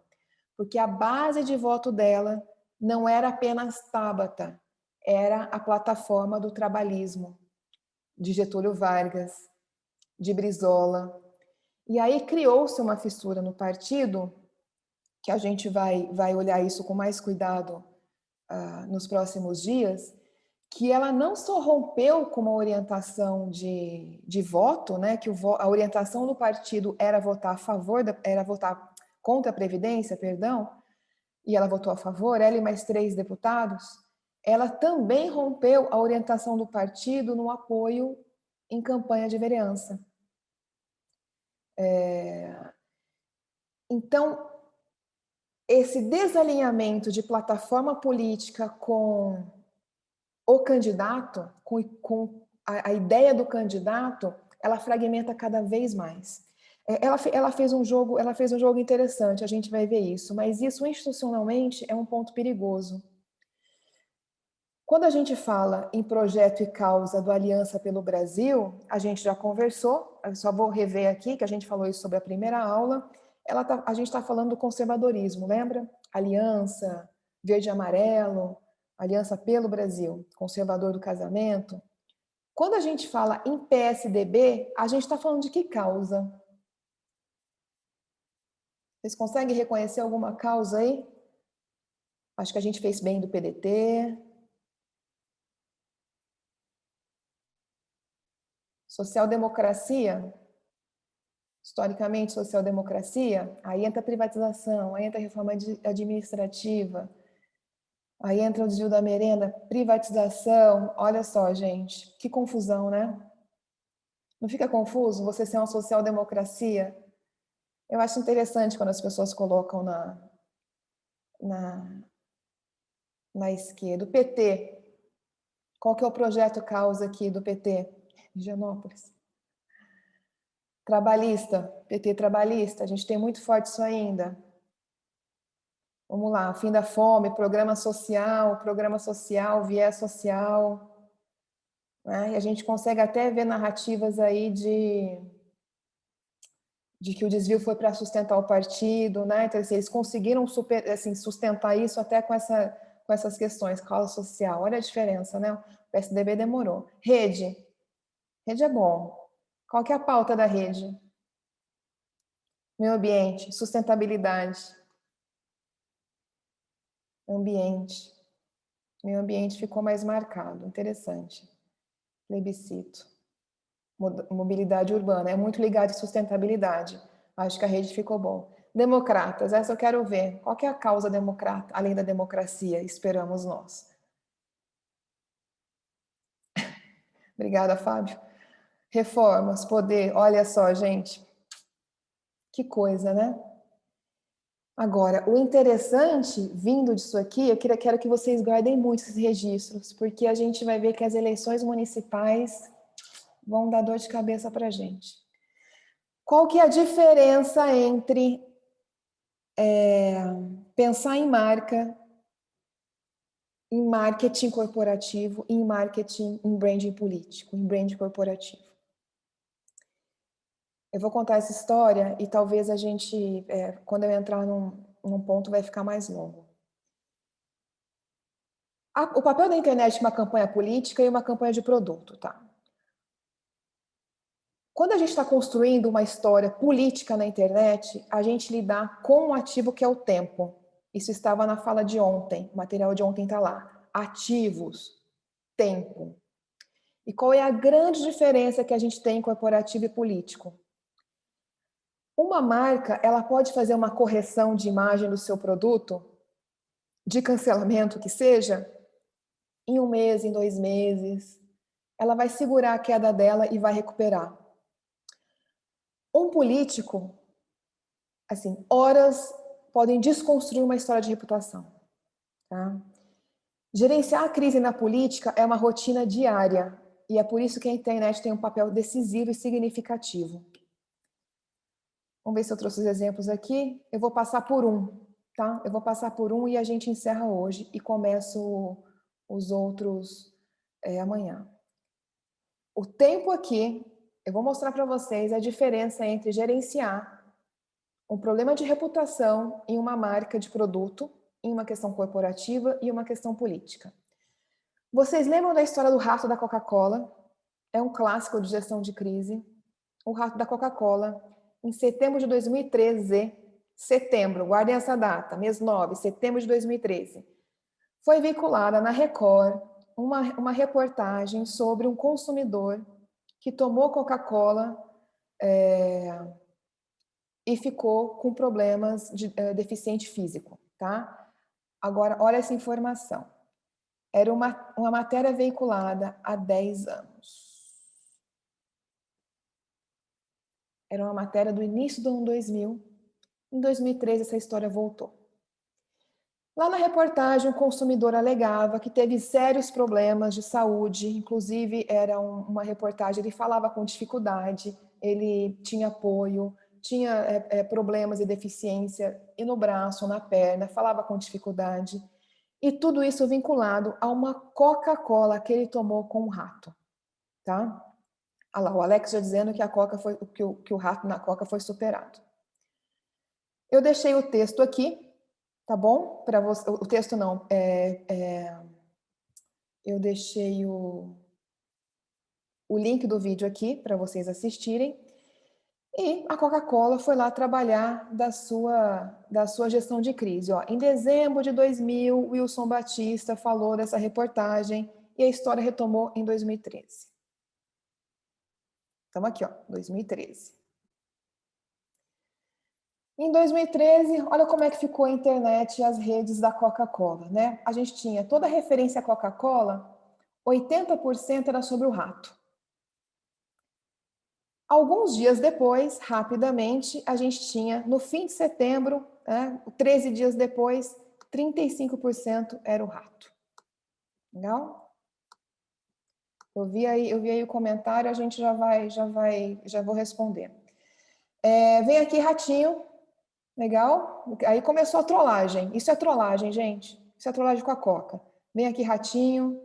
Uma nova lata para abrir, puxa o rabo. Trollagem, guardem isso. Isso não é cancelamento. Estava na época da campanha dos nomes, né? Da Coca-Cola. Não sei se vocês tinham o seu, eu nunca tive o meu. E aí tinha quanto mais Eduardo, melhor. Quanto mais rato, melhor. Novo logo da Coca-Cola. E o Tom e Jerry também na Coca-Cola. E a que eu mais gosto é um post da Vadia Bêbada, era um perfil muito interessante de seguir, que ela fala: gato, você é o rato que faltava na minha Coca-Cola. Só trollagem da Coca-Cola, legal? Em 2013 está lá também a Coca-Cola fazendo release, recuperando a história, esclarecendo, fazendo a gestão de crise. Em 2013 saiu a decisão judicial que a Justiça de São Paulo julgou improcedente a ação movida pelo consumidor. Novembro de 2013, tá? Meses. Em novembro de 2017, a Coca-Cola volta com a história dizendo que a Boatos.org analisou e concluiu que o rato na garrafa é boato. Foram muitos anos gerenciando isso, né? Muitos anos gerenciando. Você teve uma crise de imagem no Brasil? Sim, você teve uma crise de imagem. Você teve 3 meses para lidar com isso. E com trollagem, a lógica era diferente. A gente não tinha cancelamento. Olha a transformação social que a gente vai tendo. E aí, vocês trazem aqui que... O Alex ouviu. O rato da Coca-Cola foi superado pelo feto da Pepsi. O próximo exemplo é da Pepsi, mas é um exemplo que derrubou a bolsa, tá? Derrubou as ações da Pepsi. Mas eu trouxe a questão da Coca-Cola, do rato, que de um tempo para se gerenciar, que é diferente do tempo político. A Mariana, ela traz um contraponto, que ela fala assim: eu acho que o timing não é o mesmo, porque o caso do Carrefour aconteceu no fim do ano. Mariana, eu acho que vale a pena a gente pegar a valorização do Carrefour na bolsa e olhar como é que foi esse impacto, tá? Como é que eles estão gerenciando isso. E aí tem 2 fatos bem diferentes aqui também, Mariana. O caso do Carrefour é um caso real e é um caso de assassinato, é um caso de morte, né? O caso da Coca-Cola é um boato. Então tem natureza diferente isso. De qualquer forma, e mesma coisa com a Baker. A Baker a gente teve morte, gente, e foi real. Então, vejam a diferença dos 2 exemplos, tá? Eu estou trabalhando eu não estou falando de um político que assassinou outro. Gerenciar a crise de assassinato. Eu não estou me referindo a isso.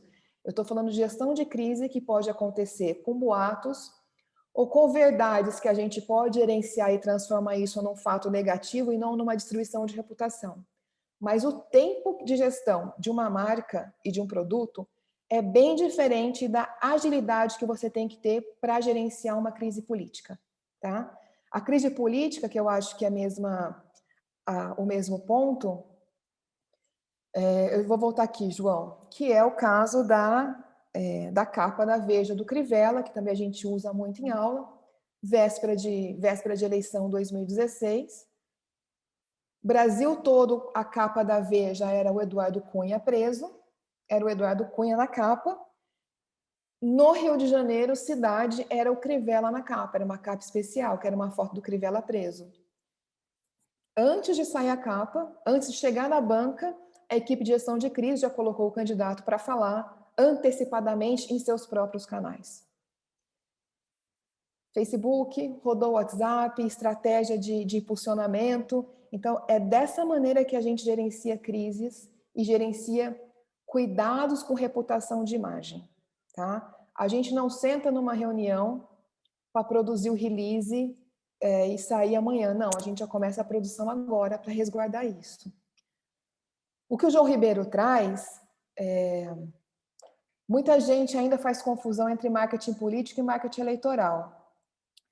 Que não é possível fazer branding campanha, branding se constrói com marketing político, pois exige tempo. Bem lembrado, João, muito obrigada, né? A gente faz branding, que é uma construção de reputação. Quando chega na eleição, a gente gerencia esse resultado, tá? Gestão. Fábio, eu queria colocar um outro ponto aí. O Fábio colocou o seguinte: marketing político se faz em mandato e marketing eleitoral se faz em eleição. Concordo, faz em mandato ou fora de mandato, se você está buscando um mandato. Mas é importante que, quando a gente fala em governo, a gente fala em comunicação de governo. Eu, particularmente, não falo em marketing de governo, porque governo tem uma outra esfera de comunicação. Mas aí é uma discussão também que a gente pode aprofundar. Mas você tem razão, eleitoral é campanha. Campanha são 45 dias, mas a gente faz o marketing eleitoral 90, um pouco antes, né? O Hudson lembrou o seguinte, eu estou lendo o chat para a gente finalizar, tá, gente? Eu vou agradecer muito que vocês seguraram as pontas hoje e essa aula a gente continua amanhã, com a Pepsi, tá? O Hudson falou assim, o Bolsonaro com papel regional do Nordeste, frequentemente a manutenção junto a diversos times. Eu trouxe o Hudson porque eu discordo de você. Amanhã eu termino a aula com isso. Eu acho que essa jogada do time não é uma boa, mas a gente vai discutir isso amanhã. O Alex trouxe Vamos lá. A minha na mão, no caso, o Hudson trouxe a questão da minha na mão, a manutenção, ok. Imagem, gente, isso aqui é fator de branding, tá? Eu quero que vocês tenham essa visão. Isso aqui é marca. Isso aqui é movimento que ele faz e os eleitores que se interessam pelo armamentismo se identificam efetivamente com isso. É diferente do Lula Paz e Amor, tá? É bem diferente. O Pedro perguntou se o gerenciamento foi feito pela equipe do Vitorino. Foi sim. O Washington falou, política é um produto altamente perecível. É bom, Washington. É bom. Vamos pensar. E aí eu vou ler a última aqui do Gabriel. A volatilidade do político se dá pela capacidade de se manter relevante. Por exemplo, o Bernie Sanders nos Estados Unidos. Pode ser um bom exemplo, que agora também foi trollado, né? O Bernie Sanders lá assistindo a posse do Biden acabou sendo trollado. Mas vamos lembrar, né? Tem jogos de poder que vão além da nossa construção de reputação. Uma boa reputação construída pela gente, por exemplo, você constrói capital, inclusive, para uma mesa de negociação, tá? Isso é importante. Quando muita gente vai aqui em Brasília, prefeitos principalmente vêm aqui em Brasília, eles falam assim, eu tive tantos votos. Isso é fator de reputação. Isso é mesa que você coloca. Você vai me dar essa emenda ou não? Eu tive 200 mil votos na última eleição. Né? É esse tipo de moeda. Esse é um capital eleitoral, tá? E a Mariana trouxe aqui que ele deu volta na trollagem e fez disso uma fonte de renda, o Bernie Sanders. Eu vou olhar, Mariana, essa aí eu não acompanhei. Legal? Pessoal, a sua camiseta, muito bom. E boa reputação tem que ser vigiada porque vão tentar te derrubar sempre. Esse é o jogo político, né? Você está concorrendo com alguém e tem que te derrubar. Pessoal, a gente ultrapassou hoje até 20 minutinhos, eu peço desculpas. A gente volta amanhã, continuando essa aula com a Pepsi, e aí eu quero que realmente vocês pensem nessa questão que a Coca-Cola é bem diferente do caso Baker e do caso Carrefour, tá? É um outro tipo de gestão que a gente dá, como a gente dá um outro tipo de gestão para um criminoso em termos de vida e um criminoso em termos de corrupção, tá? São visões diferentes, são estratégias diferentes que a gente vai ter. Amanhã eu queria tirar uma foto da nossa sala aí com todo mundo, se vocês puderem colocar a câmera amanhã, eu deixo para você logo no início da aula a gente faz isso, legal? Pessoal, muito obrigada. Avisando, burocracias, porque sempre tem burocracias. Eu agradeço vocês aí pelos comentários. A aula de ontem, que a gente terminou hoje, eu já vou gerar o PDF e o Henri vai subir amanhã, tá? Já vai estar disponível para vocês. Minha sugestão, leiam os links que eu coloco, tá? Porque são artigos mais complexos, mais completos, que a gente não fala em aula, mas que dão bastante suporte para a gente conhecer e tomar algumas decisões de estratégia de campanha. Legal? Boa noite. Não estou conseguindo acessar. Fábio, eu vou pedir uma ajuda do Henri amanhã, no primeiro momento, para tratar com vocês, tá bom? Tá aí na plataforma que vocês estão vendo. Brunella, não sabia que você estava aí. Obrigada por assistir. Até mais. Ana Carolina. O 24147, eu queria saber o seu nome, porque você está sempre comentando aqui, eu não sei o seu nome. Vamos ver se ele responde. Roger, os PDFs ficam na plataforma, em algum lugar aí, tá bom? Soraya, muito obrigada por você estar aqui, tá bom? Soraya me ajuda muito a pensar aqui também. Pessoal, obrigada pelas sugestões. Lembrando, se tiver alguma, me manda. Eu sei que alguns de vocês têm meu telefone e já mandaram dois candidatos para a gente discutir. Tá bom? Porque, Jéssica, o da segunda aula não chegou ainda, vai chegar daqui a pouco. Tá bom? E o vídeo fica disponível, lembra disso. Vai ficar disponível para vocês. João, boa noite. Mel que tá aí, Nádia. Zé Roberto Martins, obrigada, viu? Christian conseguiu vir hoje.